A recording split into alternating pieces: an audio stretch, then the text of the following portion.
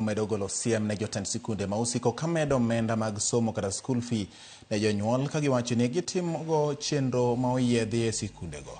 Jotend migawo mar somo Julius Ogamba omedo jiwo ni sikunde nyaka luw chike ma oketi gi migawo mar somo ewi omenda matayo somo pachoka. Ka oloso sikul mar Biriri Comprehensive ma yudore e kaunti ma Nyeri e gwenge ma Kieni, Ogamba wacho ni okenge mag chik osechak kawo ne jopuonj madongo mag sikunde ma osebedo kamedo nengo mar somo ne jonyuol e konde mag Kenya mangima.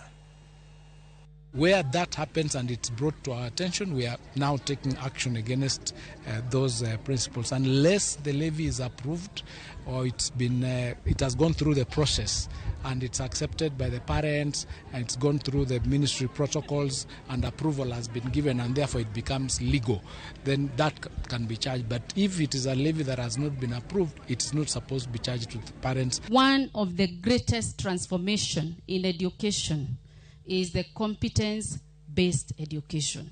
Kwa sababu waziri, you have actually seen in practical what that curriculum has done to our learners. They were able to display things that they have done. They are able to express themselves.